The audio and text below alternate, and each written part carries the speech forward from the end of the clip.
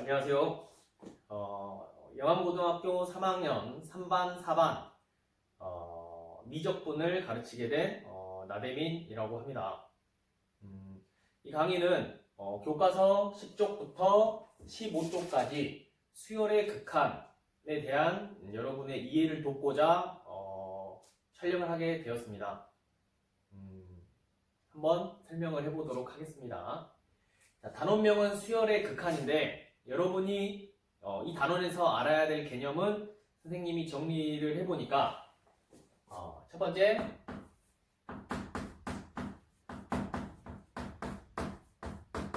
수열의 극한이 무엇을 의미하는지 알아야 될 것 같고요. 그 다음 두 번째는 수열이 수렴한다 라는 것의 뜻을 알아야 될 것 같고, 마지막으로 세 번째는 수열이 발산한다 해서 이렇게 세 가지 용어의 뜻만 알면 이번 시간에는 완벽하게 소화를 했구나 라고 해도 충분할 것 같습니다. 그러면 먼저 첫 번째 수열의 극한을 설명을 한번 해볼게요. 수열의 극한은 일단 수열의 뜻을 알아야겠죠. 수열은 고등학교 2학년 때 배웠듯이 수를 나열하기만 하면 그걸 수열로 볼 수가 있습니다. 극한은요. 극한은 영어 단어에 리미트 라는 단어가 있는데요. 극한이라는 뜻을 가지고 있는 것으로 알고 있습니다. 정확한 건 사전을 한번 찾아보세요. 그래서 수열의 극한이라 하면 일단 어떤 수열 AN이 있을 때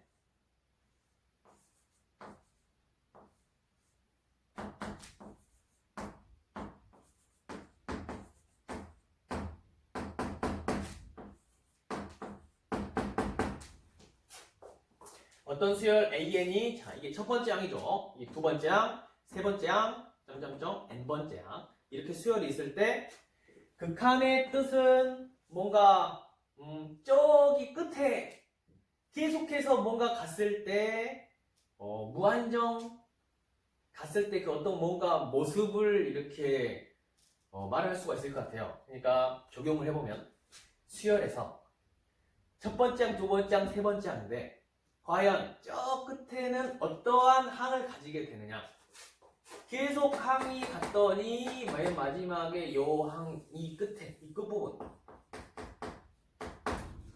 어떠한 모습을 갖느냐, 이것에 관심을 갖는 게 수열의 극한인 것 같아요. 그럼 이 수열의 극한을 기호로 한번 표현을 해보도록 합시다. 기호로는 이렇게 약속을 합니다. 극한이라는 영어 단어의 리미트에서 이 앞에 LIM 세 글자를 따옵니다. 그래서 L, I, M 써주시고요. 그 다음에 아까 말했죠. 항 번호가 1, 2, 3, 4, 점점점 끝부분에 어떠한 모습이냐. 즉, 이 항 번호가 점점 어떻게 됐을 때죠? 계속해서 커졌을 때. 이것을 표현을 어떻게 하냐면 이렇게 표현을 해요. 항 번호가 계속 커져간다. 우리가 배웠을 거예요. 무한대기호. 이렇게 사용을 합니다. n이 계속해서 커졌을 때 여기에 뭐가 오냐면 수열의 이름이라고 말을 하는 제-n항, 즉 일반항이 옵니다. 그래서 리미트 n이 무한대로 갈 때 수열 an 이렇게 쓰면 이건 뭐냐? 수열의 극한을 표현을 하게 되는 거죠. 이해됐습니까? 조금 이해가 되지 않거나 부족한 부분이 있다면 댓글이나 뭐 질문방에 글을 통해서 질문을 하시면 선생님이 보충 설명을 좀 더 해보도록 하겠습니다. 일단 넘어갈게요. 그래서 수열의 극한을 배웠고요. 자, 수열의 극한 다음 배울게 수열의 수렴과 발산입니다. 수열의 수렴과 발산은 여기에서 들어갑니다. 수열의 극한을 뜻하는데 이 리미트 n이 무한 들어갈 때 수열 a에는 한번 생각을 해볼게요. 항이요. 계속해서 번호가 커져갔을 때 이 항이 첫 번째 어떤 일정한 수에 가까워진다면 그 일정한 수를 표기를 할 수 있겠죠. 이렇게. 그러니까 AN이 어떠한 한 개의 일정한 수에 가까워지는 거예요. 그러면 그때를 뭐라고 하냐면 수열이 수렴한다라고 말을 하고요. 발사하는 뜻이 그냥 수렴의 반대말이에요. 뭐 예를 들어 이런 거죠. 이 세상의 사람은 선생님과 선생님이 아닌 사람으로 이루어졌다라고 말할 수 있잖아요. 그거랑 똑같습니다. 수열은 수렴하는 수열이 있고 그 반대로 뭐요? 수렴하지 않는 수열이 있어요. 그러한 수열을 뭐라고 하냐면 그 수열은 발산한다라고 말을 해요. 즉 어떤 수열이 계속해서 항번호가 커졌을 때 일정한 수 하나에 수에 가까워진다면 이걸 뭐라고 하고 이 수열은 수렴한다라고 말을 하고 두 번째 어떤 수열이 n이 어마어마하게 커졌을 때 어떤 수열이 뭐 할 때요? 일정한 수가 없는 거예요.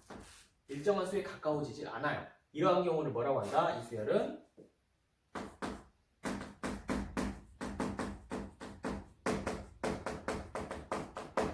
발산한다라고 말을 합니다.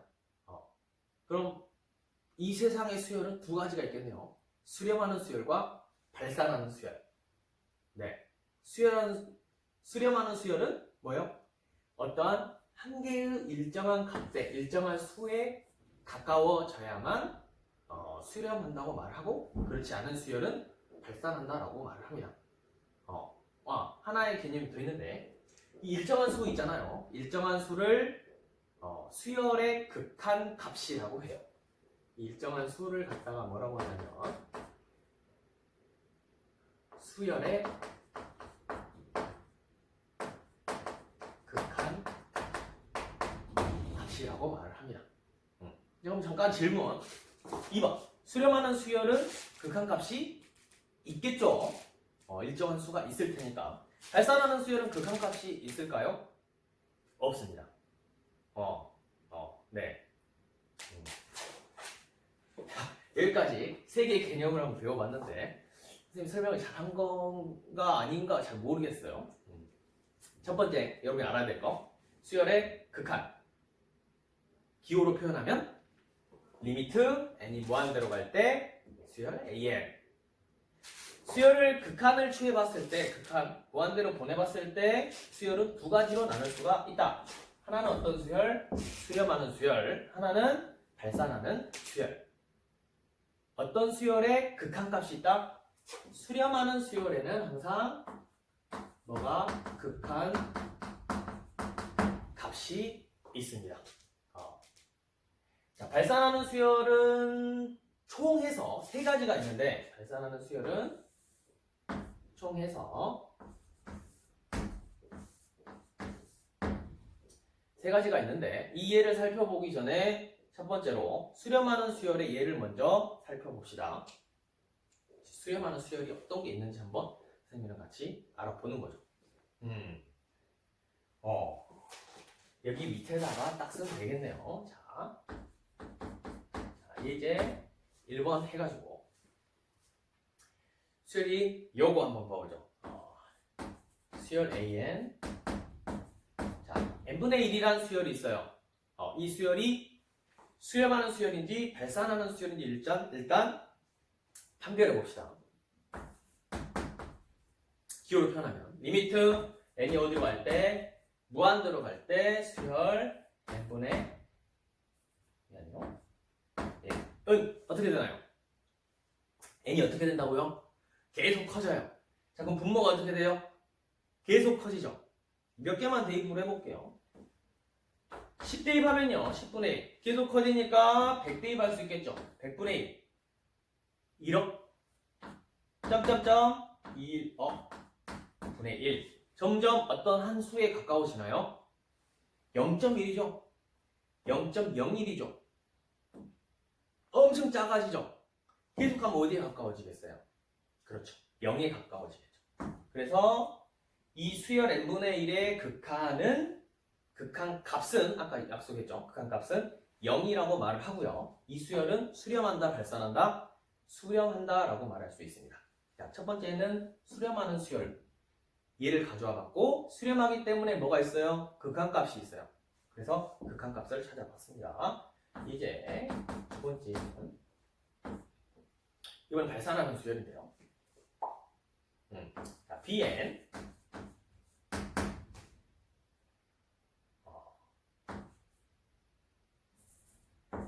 n의 제곱이라는 수열을 한번 살펴볼게요. n의 제곱을 또 극한을 한번 취해봅시다. 기호로 표현하면 bn이라는 수열은 n의 제곱이고요. n을 어디로? 인피니트 무한대로 보내면 자 1, 2, 3, 4 점점 커져요. 그럼 이 n의 제곱의 수열이라는 이 함수 수열의 값은 어떻게 되나요?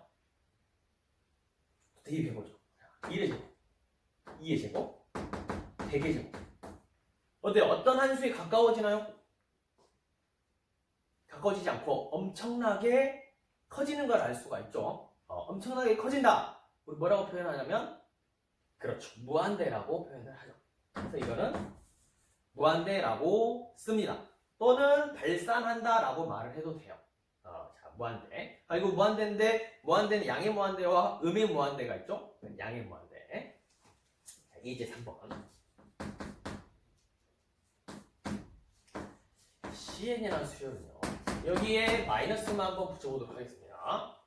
여기도 수열을 극한을 취해볼게요. 리미트 n이 무한대로 갈 때 수열 이름 뭐? 마이너스 n의 제곱. 대입해봅시다. 1 대입하면요. 마이너스 1의 제곱이니까 마이너스 1이 되겠죠. 2 대입하면요. 마이너스 4. 마이너스 10 대입하면 100. 마이너스 1000. 만. 어때요? 엄청 커진 건 아니죠. 엄청 어떻게? 음수로 작아집니다. 그래서 이거는 뭐라고 표시할 수 있냐면 맞아요. 음의 무한대라고 해서 이렇게 표현할 수 있어요. 됐죠? 네 번째 해봐볼까요? 자, ENCT, DN이죠. DN이라는 수열을 뭐라고 표현해보냐면 마이너스 1의 n제곱이라고 써보겠습니다. 이 수열을 극한을 취해볼게요. 리미트 n이 무한대로 갈 때 dn이라는 수열은 어떻게 되나 봅시다. 어떤 한 수에 가까워지나요? n이 커지면 커질수록 어떤 값을 가져? 두 가지 값을 갖죠. 첫 번째, n이 만약 홀수라면 마이너스 1을 가질 거고 n이 짝수라면 1이란 값을 갖겠죠. 선생님, 한 값에 가까워지진 않지만 두 개의 값을 갖네요. 그럼 극한 값은 마이너스 1과 1 두 가지입니다. 라고 말할 수 있을까요? 안 됩니다. 왜냐면 아까 정의할 때 어떻게 말을 했냐면 수열이 수렴할 때는 여기 뭐라고요?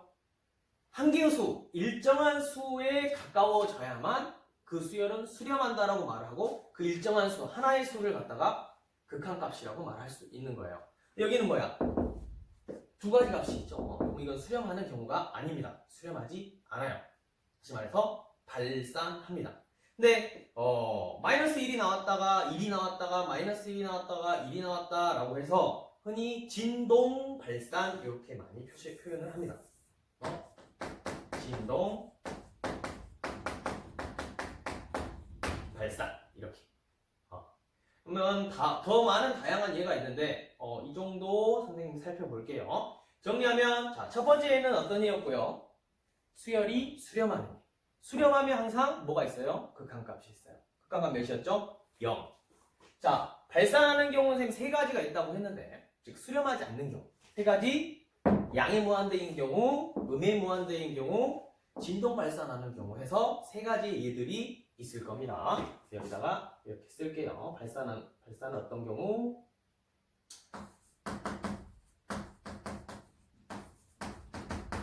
양의 무한대인 경우,